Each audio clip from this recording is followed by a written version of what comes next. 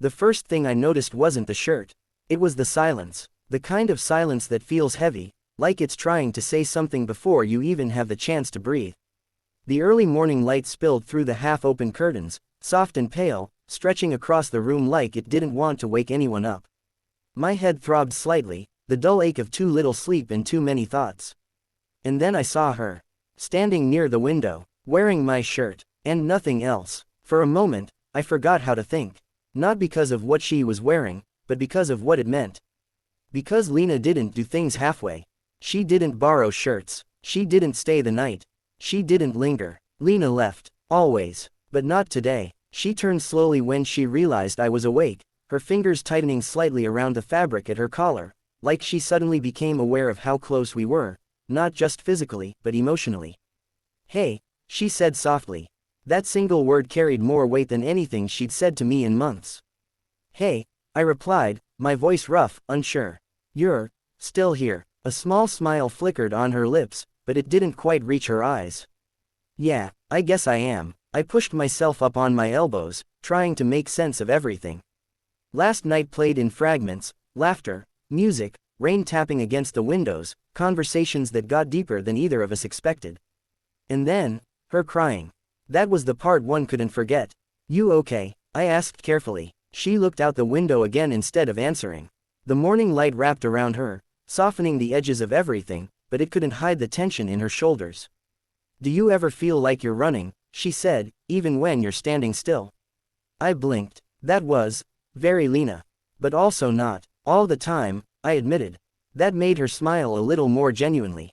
I thought so. Silence settled between us again, but this time it wasn't heavy. It was fragile. I swung my legs off the bed, the floor cold beneath my feet, grounding me. "About last night," she turned quickly. "We didn't." "I know," I interrupted gently. "That's not what I meant." Her shoulders relaxed, but only slightly. "I just mean," I hesitated, searching for the right words.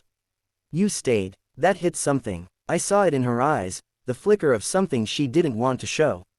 "I didn't feel like leaving," she said quietly. That might have sounded simple to anyone else. But I'd known Lena for 3 years.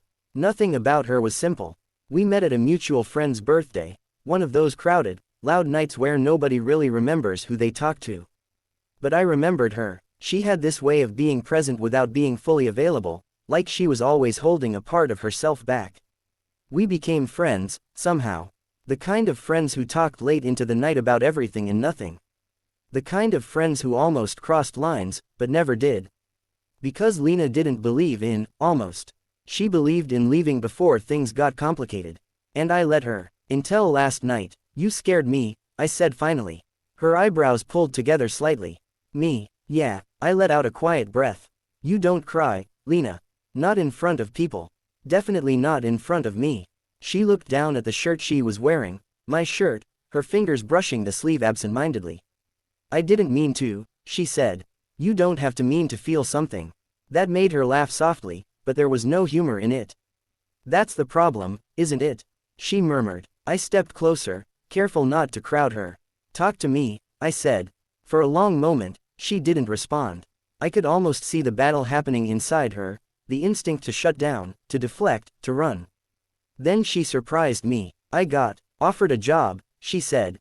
"That's good, right? It's in another city." Of course it was. "Far," she nodded. I swallowed. "When?" "In 2 weeks." 2 weeks. It felt like the air had been pulled out of the room.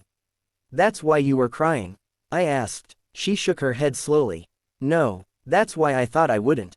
I didn't understand. "I've been preparing for this for months," she continued. "Telling myself it's what I want. A fresh start, new place, new people, no attachments."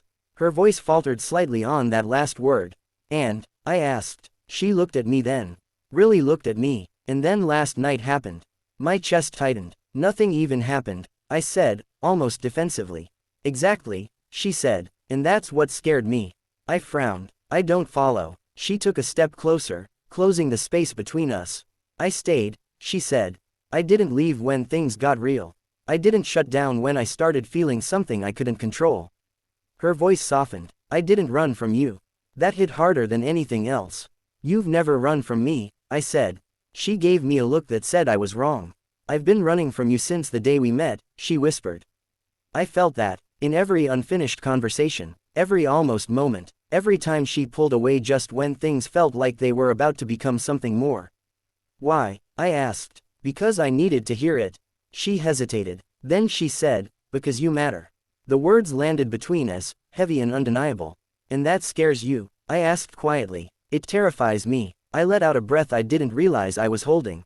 Lena, caring about someone isn't something you should run from. For you, maybe, she said. But for me, it means risk. It means losing control. It means, she trailed off, struggling. It means you could get hurt. I finished for her. She nodded. And you'd rather leave before that happens. Yes. I studied her for a moment. This girl who had built her life around escape routes and exit signs. And what about now? I asked. Are you going to leave in 2 weeks and pretend this doesn't exist? Her eyes flickered with conflict. I don't know, she admitted. At least she was honest. That's a start, I said. She let out a shaky breath. You make it sound so easy. It's not easy, I said.